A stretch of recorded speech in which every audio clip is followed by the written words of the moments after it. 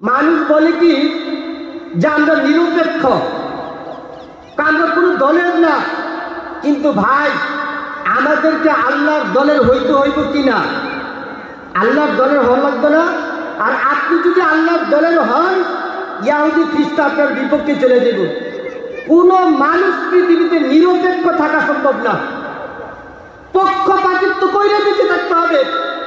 Jail জুলুমকে সাগরে গ্রহণ করে আল্লাহর পথে থাকতে হবে। নিরপেক্ষ থাকার কোনো সুযোগ নাই। যেমন কবরে যাওয়ার পরে জিজ্ঞেস করবে মান রব্বুকা।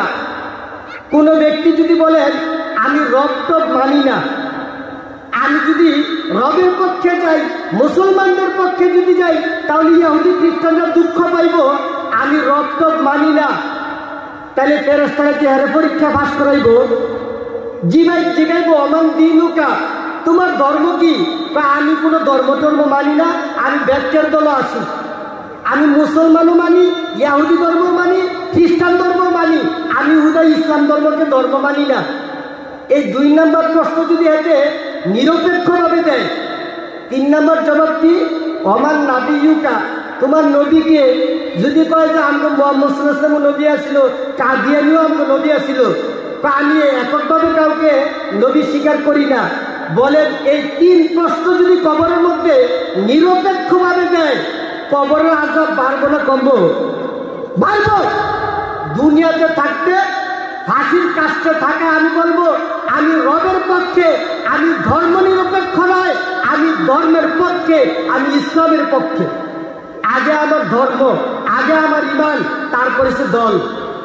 আমাদের উলামায়ে কেরাম আগে থেকে আপনাদেরকে সাধারণ মুসলমানদের ঈমান হেফাজতের জন্য বলছে নৌকায় আর দানের শীষ, নৌকায় আর দানের শীষ 2 সাপের কি বিষ, নৌকায় আর দানের শীষ 2 সাপের কি বিষ।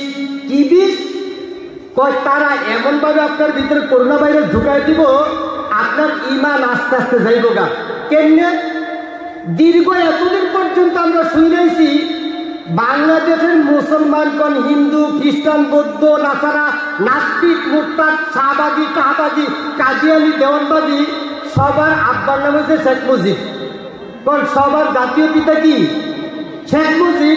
নতুন করে দেখছি তারিখ জিয়াও এই দাবি করে বলেছে যে সবার নাকি জাতির পিতা জিয়াউর রহমান। কন্যা নাউজুবিল্লাহ।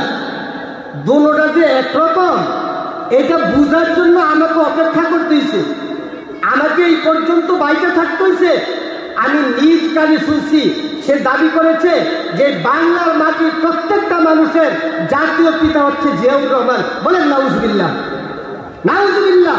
আমরা আমাদের দল ইসলাম ধর্ম, কোরআন। ওই ফখরুদ্দিন আরেকটা কি ফখরুল ইসলাম আলমগীর, আমি কোরআন দিয়ে দেশ গঠন চলবে ওইটা আমি বিশ্বাস করি না।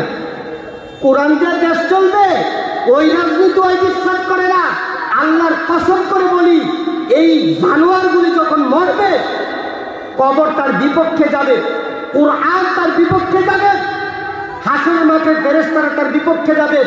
যেই চেয়ারে বসে এই ফতোয়া দিচ্ছে চেয়ার তার বিপক্ষে যাবে।